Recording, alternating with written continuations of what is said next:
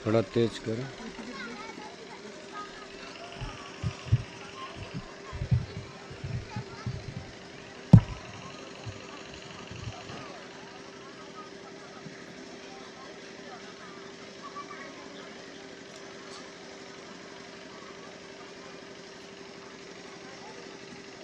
आप सभी लोग प्रेम से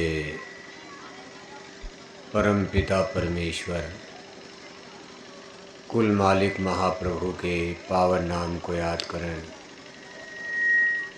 जय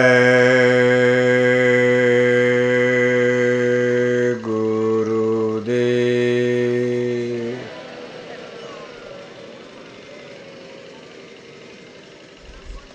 जय गुरुदेव नाम किसका? जय गुरुदेव।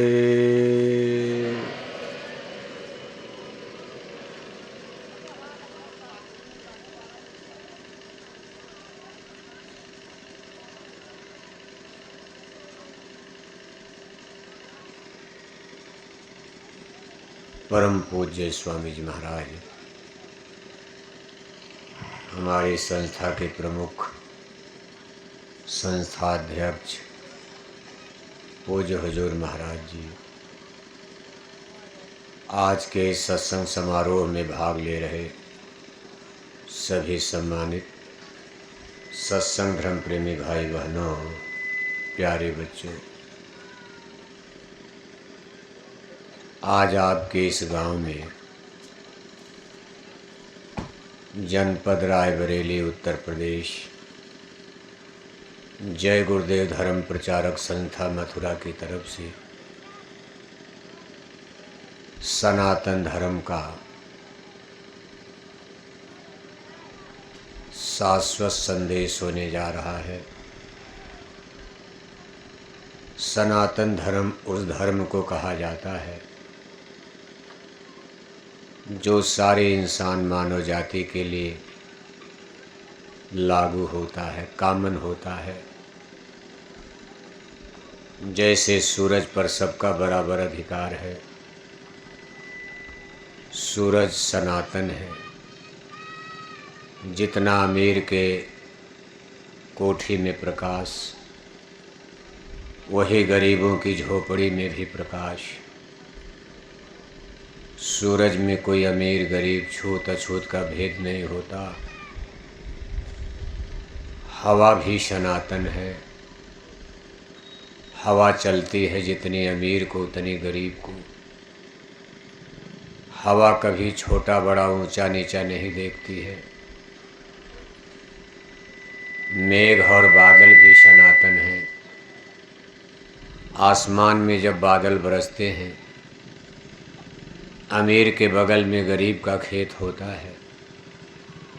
अब ये नहीं कि अमीर के खेत में पानी ज़्यादा बरसेगा और गरीब के खेत में पानी कम बरसेगा। इन्हीं जो नेचुरली कॉन्स्टिट्यूशन है, जो स्वयं क्रिएटर ने, करतार ने, परमेश्वर ने बनाया, मुकर्रर किया, आप देखोगे उसमें आपको समानता मिलेगी। ईश्वर भगवान की तरफ से बनाई चीज़ों में कभी आपको पक्षपात और भेद नज़र नहीं आएगा। इसी तरह से तमाम चीज़ें हैं जो इस क्रिएटर ने, इस यूनिवर्स ब्रह्मांड को बनाने वाले करतार ने, जिनको हम आप ईश्वर भगवान परमात्मा खुदा गॉड अनेकों नाम से जानते हैं, उन्होंने जो भी रचना की है उसमें आपको बराबर समानता दिखाई देगी। इसी तरह से ऐसा धर्म जिसको स्वयं ईश्वर भगवान ने ही मुकर्रर किया है, इसको सनातन धर्म कहा गया है। सनातन धर्म मनुष्य की बनाई चीज नहीं है। इतना ये प्राचीन पुराना है जितनी पुरानी ये मानव जाति है।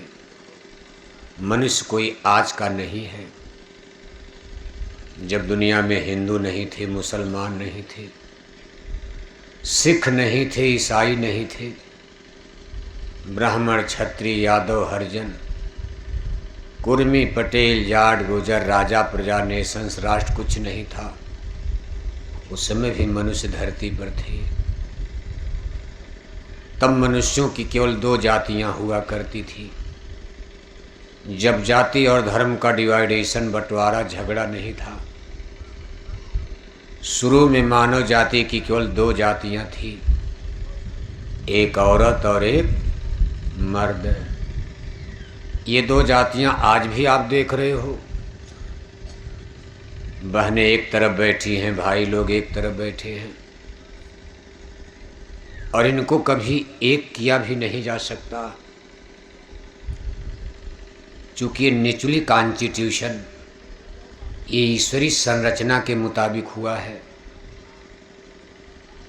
इनको एक कर देने का मतलब इस सृष्टि का खेल बिगड़ जाएगा। यहाँ कुछ काम ऐसा है जिनको औरतें कर देंगी, पुरुष नहीं कर पाएंगे। कुछ काम ऐसा है जिसको पुरुष कर देंगे, औरतें नहीं कर पाएंगी। उस परमेश्वर ने क्या सोच विचार करके रचना किया है, इसमें हम मनुष्यों को दखल देने का कोई राइट, अधिकार नहीं बनता। अगर कोई ये चाहे कि हम औरत मर्द के भेद को ख़त्म कर दें तो मारा जाएगा, ख़त्म हो जाएगा, वो नष्ट हो जाएगा। बाकी और जो कुछ बखेड़ा आप देख रहे हो, आप मिटा सकते हो। 2 जातियां ईश्वर ने बनाई, औरत और मर्द। बाकी सारी जातियों को मानव ने बनाया, मनुष्य ने बनाया।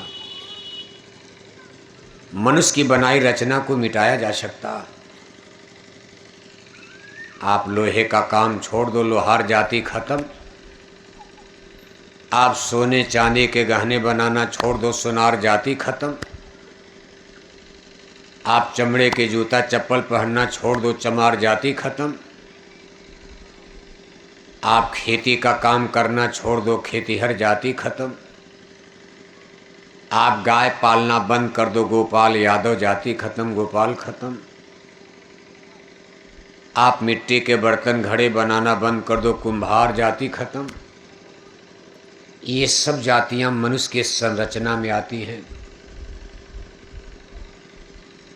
आप अपनी दाढ़ी बढ़ा लो, मुसलमान हो जाओ, हिंदू धर्म खत्म। तमाम हिंदू रायबरेली में मुसलमान बन गए। 700 वर्ष भारत में मुसलमानों ने राज किया। 700 वर्ष के अंदर तमाम हिंदू लोग ही मुसलमान बन गए। मुसलमान तो 4-5 हजार लेकर की विदेश से वो लोग आए थे, मध्य एशिया से। बाकी जी आज भारत में मुसलमानों की आबादी 18 करोड़ हो चुकी। पाकिस्तान बनने के बाद 24 करोड़ पाकिस्तान में, 9 करोड़ बांग्लादेश में, फिर भी भारत में मुसलमानों की संख्या 18 करोड़ है। बांग्लादेश, पाकिस्तान और भारत के सारे मुसलमान, ये सब लोग हिंदू से ही मुसलमान बने। इसको कोई रोक नहीं सकता। फिर मुसलमान से हिंदू बन जाएंगे। आप इतना दबाव डालोगे, धीरे धीरे कितना तो डर के मारे हिंदू बन जाएंगे। तमाम लोग डर के मारे ही मुसलमान बन गए। राज रियासत का डर था, मुसलमानों ने डर दिखाया, भाई आप मुसलमान बन जाओ, आपकी राज रियासत जिंदा रहेगी, राजा बने रहो, वरना राजपाट भी जाएगा, आपके बाल बच्चे भी मारे जाएंगे। तमाम राजे महाराजे बादशाह देखो मुसलमान बने। जब राजे महाराजे मुसलमान बन गए तो प्रजा, राजा बन गए तो प्रजा क्या करेगी? गरीब आदमी, वो भी डर के मारे मुसलमान बनने लगे। जो लोग नहीं बनना चाहे, अपनी इज्जत आबरू बचाने के लिए हिमालय में चले गए, पहाड़ में। हाथी घोड़ा का युग था। आज का ज़माना होता तो बादशाह अकबर, औरंगजेब हिमालय पर भी बम बरसा देते, लेकिन तब अणुबम, परमाणु बम था नहीं, हेलीकॉप्टर, जहाज नहीं था। हिमालय में जा कर के जो लोग छिप गए, वहाँ मुसलमान, वहाँ हाथी घोड़ा लेकर चलना कठिन था। आज आप उत्तराखंड हिमाचल में जाओगे तो ये सब राजस्थान और उत्तर प्रदेश की ब्राह्मण और राजपूत। आप जैसा सोचते हो कि पहाड़ में आदिवासी कोल भील बसते, जैसे आप दक्षिण में चलो, विंध्याचल पर्वत की श्रेणियां हैं, सतपुड़ा पर्वत है, इस पर आदिवासी कोल भील पाए जाते हैं जंगल पहाड़ में। वहीं हिमालय पहाड़ में बसी हुई जातियां, इनमें आपको ब्राह्मण और क्षत्रिय मिलेंगे। और ये सब लोग ऊंची नस्ल के लोग, कैटेगरी के लोग हैं। उस पहाड़ में ये लोग कैसे चले गए? बस मुसलमानी राज में ये पहाड़ों में सरकते चले गए धीरे धीरे, वहीं घर मकान, क्योंकि इधर मुसलमानों का आतंक फैल चुका था। इसी तरह से संसार में परिवर्तन होता रहता। इसके बाद ब्रिटानिया हुकूमत, इंग्लिश गवर्नमेंट, अंग्रेज़ों का राज आया। तमाम हिंदू लोग ही ईसाई भी बन गए, क्रिश्चियनिटी स्वीकार कर लिया। इन धर्मों का रूप क्या था? जब हमारे बाप दादे पुरखे पूर्वज ये हिंदू थे, ये ज़्यादातर वेजिटेरियन लाइफ सिस्टम, शाकाहारी थे। गाय बैल मारना तो हिंदू धर्म में नाजायज माना गया, नापाक माना गया, परहेज है। जिस समय भारत में मुसलमानों ने प्रवेश किया है, उसमें भारत के लोग मुर्गी मुर्गा भी नहीं पालते थे, बकरी नहीं पालते थे, गोपालन होता था। इसलिए बहुत बड़ी आबादी गोपालकों की यानी ग्वालों की थी। दूध दही मक्खन घी का रोजी रोजगार चलता था। कुछ लोग ही मांस खाते थे उस समय। मुसलमानों के आने के बाद स्थिति बदलने लगी। जो लोग मुसलमान बने वो लोग बकरी मुर्गी पालने की बात छोड़ो, गाय भी खाने लगे मुसलमान बनने के बाद। बस मुसलमान हो गए। गाय मारने लगे, बस कहा मुसलमान हो गए आप। इसके बाद गाय, अब ईसाई धर्म में देखो गाय सूअर दोनों की मांस खाया जाता। मुसलमानों में तो सूअर का परहेज है। मुसलमान सूअर को नापसंद करते हैं, लेकिन गाय बैल भैंस भैंसा बकरी मुर्गी, ऐसा बताया जाता है कि उनकी पवित्र पुस्तकों में एक लंबी सूची और तालिका दी गई है। सूची दी गई किन जानवरों की मांस को आप खा सकते हो, जिसमें गाय है, बैल है, भैंस है, भैंसा है, बकरी मुर्गी, ये सब। सूअर को उसमें परहेज बताया गया है। मुसलमान वैसे धर्म के होते हैं बड़े कट्टर। उनकी किताबों में देखो शराब के लिए परहेज लिख दिया गया। उनकी किताबों में लिखा कि मुसलमान, अगर तेरे इंसानी जिस्म पर शराब का एक कतरा, एक बूंद गिर जाए तो अपनी जिस्म को जला दे या काट कर निकाल दे, तब तेरी गुनाहें माफ़ होगी, वरना इस्लाम से काफिर खुदा से जुदा हो जाएगा। तेरा तौहीद, नमाज, ज़कात, रोज़ा हरगिज हरगिज कबूल नहीं होगा। वक्त क़यामत तो अल्लाह ताला की कचहरी में गुनहगार साबित होगा। तेरी रूह यानी तेरी आत्मा को दोजक यानी नरकों में डाल दिया जाएगा, जहन्नुम जिसको कहा जाता। मुसलमान इस चीज़ का बहुत विश्वास करते हैं।